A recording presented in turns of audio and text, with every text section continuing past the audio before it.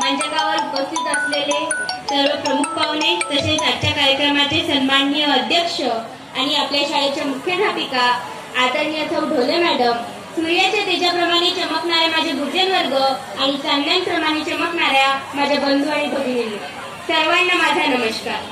आज 26 जानेवारी म्हणजेच प्रजासत्ताक दिन। आजच्याच दिवशी आपल्या भारताचे संविधान लागू करण्यात आले होते। मला इथे बोलण्याची संधी दिल्याबद्दल हृदयापासून आभार। वो खून कहो किस मतलब का जिसमें उबाल का नाम न हो, वो खून कहो किस मतलब का जो आ सके देश के काम न हो, वो खून कहो किस मतलब का जिसमें जीवन नहीं रमानी है, पर्वत बनकर बहता है, वो खून नहीं वो पानी है। उसी दिन लोगों ने खून की सही सही कीमत पहचानी थी, जिस दिन सुभाष ने बर्मा में जाकर मांगी उनसे कुर्बानी थी। बोले स्वतंत्र के खातिर बलिदान तुम्हें करना होगा, तुम बहुत जी चुके जग में, अब आगे तुम्हें मरना होगा।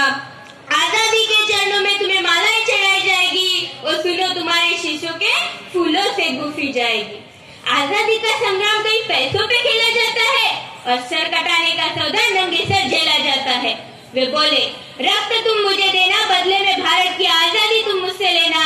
हो गई सभा में उथल पुथल, सीने में दिल न समाते थे, तो इनकलाब के नारे कोसों तक छाए जाते थे। हम देंगे देंगे रक्त, बस यही शब्द सुनाई देते थे। रण में जाने के लिए युवक खड़े तैयार दिखाई देते थे। बोले सुभाष वो आगे आए जिसके तन में भारतीय खून बहता हो, वो आगे आए जो खुद को हिंदुस्तानी कहता हो, वो आगे आए जो खून से हस्ताक्षर करता हो, मैं कफन बनाता हूँ, वो आगे आए जो ये हंस कर लेता हो।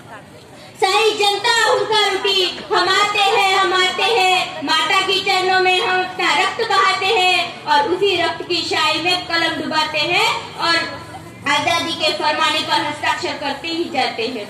उस दिन देखा तारों ने भी हिंदुस्तानियों का विश्वास नया, उस दिन देखा तारों ने भी हिंदुस्तानियों का विश्वास नया, जब लिखा भारत देश ने खून से एक इतिहास नया, खून से एक इतिहास नया। मित्रांनो, स्वातंत्र्य मिळाले ना, इतके सहजासहजी मिळाले। वंदनीय मंगल पांडे, भगतसिंग, राजगुरू, सुखदेव, चंद्रशेखर आझाद, वीर सावरकर, डॉक्टर बाबासाहेब आंबेडकर, राणी लक्ष्मीबाई अशा कितीतरी महावीरांनी आपल्या प्राणाचे बलिदान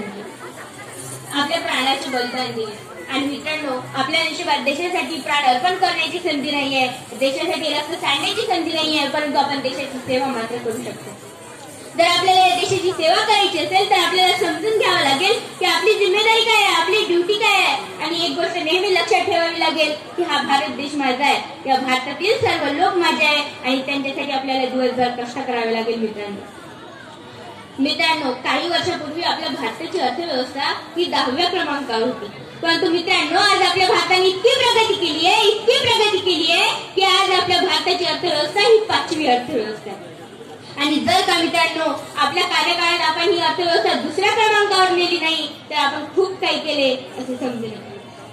मित्रांनो, आपले शिक्षक जिथे आपल्याला 5 तास शिकवून थांबायचे ना, ते आता आपल्याला कष्ट करून 8 तास शिकवतात। हीच तर देश सेवा आहे। जेव्हा एखादी गरुड आकाशात उडत असतो ना, तेव्हा त्याचं लक्ष जमिनीवरच्या त्याच्या पिल्लाकडेही असतं।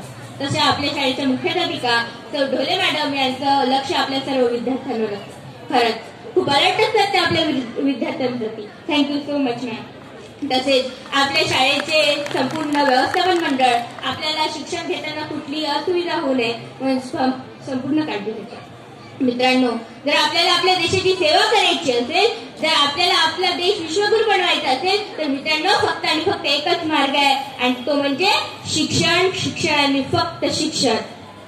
मित्रांनो, मध्यंतरी कोरोनाच्या काळात मृत्यूचा तांडव उठला होता, लोक मृत्युमुखी पडले होते, सारे जग जाग्यावर थांबले होते। तेव्हा सर्वात बिकट परिस्थिती ही अमेरिकेची झाली होती।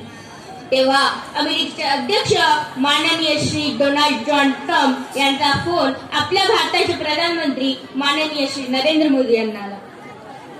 मित्रांनो, ट्रम्प साहेब काय म्हणतात, ते म्हणतात महोदय, कोरोनामुळे आमच्या अमेरिकेची परिस्थिती खूप बिकट आहे, लोक मृत्युमुखी पडत आहे, औषधाची खूप कमतरता भासू लागली आहे, कृपया भारताने अमेरिकेला मदत करावी। यावर आपल्या भारताचे प्रधानमंत्री काय म्हणतात मित्रांनो, ट्रम्प साहेब तुम्ही निश्चिंत राहा, हीच वेळ असते एका मित्राने दुसऱ्या मित्राला उपयोगी पडायची आणि भारत हा लवकरात लवकरच औषधांची खेप ही अमेरिकेला पोहोचवतो.